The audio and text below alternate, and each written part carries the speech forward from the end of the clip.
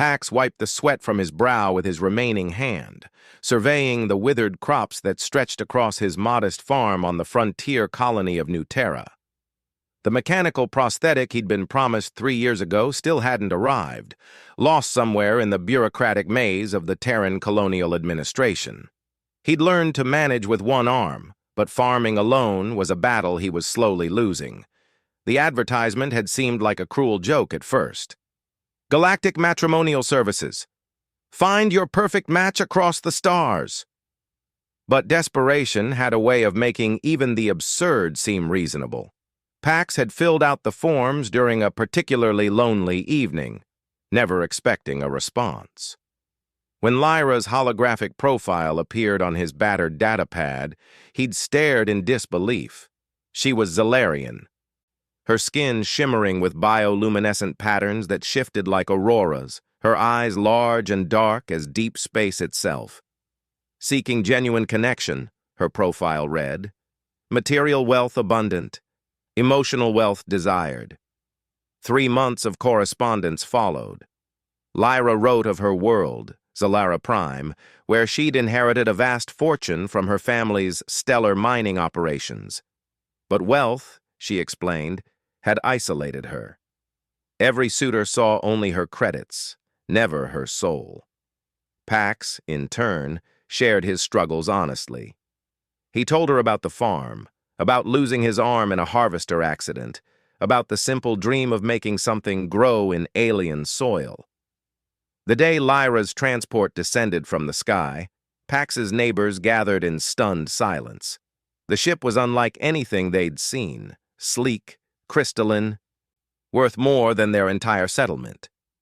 When the hatch opened, Lyra emerged in traditional Zalarian robes that seemed woven from starlight itself. She was smaller than Pax had imagined, barely reaching his shoulder. But when their eyes met, something unspoken passed between them. She'd traveled 3 star systems to meet a one-armed farmer. He'd dared to hope, despite having nothing to offer but honesty. "You're exactly as I imagined," Lyra said softly, her voice carrying a melodic quality that made the air shimmer. She approached him without hesitation, her 3-fingered hand reaching for his calloused one. The fortune arrived 3 days later. Not in the form Pax expected, not credit chips or precious metals, but in something far more valuable.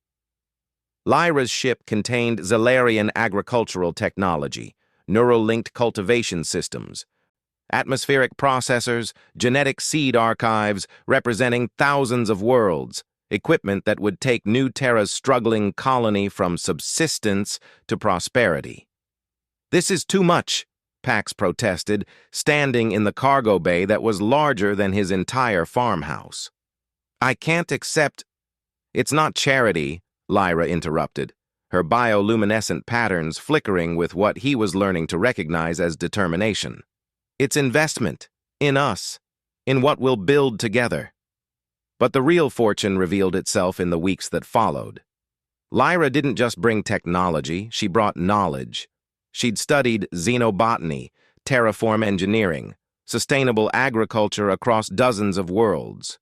Together, they transformed Pax's struggling farm into something revolutionary, a hybrid system that combined human farming wisdom with Zalarian innovation.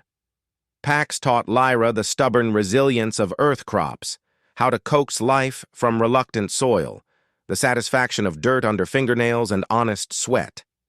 Lyra showed him how Zalarian fungi could fix nitrogen in ways that would make the soil richer for generations, how bioluminescent markers could reveal plant health before any human eye could detect problems.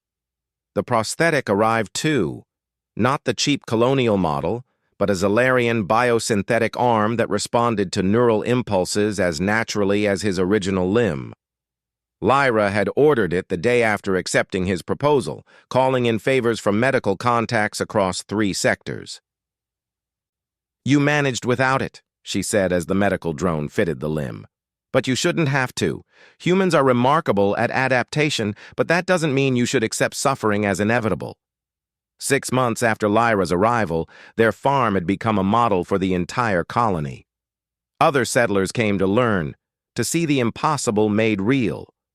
But more than the technology, they came to see the partnership, human determination combined with alien innovation, creating something neither species could have achieved alone. On the evening of their wedding ceremony, a blend of Terran and Zalarian traditions, Pax stood with Lyra overlooking fields that now glowed softly with bioluminescent crop markers. The colony administrator had offered to buy their techniques, to make them wealthy beyond imagination. They'd declined. Instead, they were teaching, sharing freely, lifting the entire settlement toward prosperity. "Do you regret it?" Pax asked, his new arm wrapped gently around her shoulders. "Leaving everything behind?" Lyra's luminescent patterns danced with what he now recognized as joy. "I didn't leave anything behind. I left an empty fortune. Here I found wealth that matters, purpose, partnership, growth.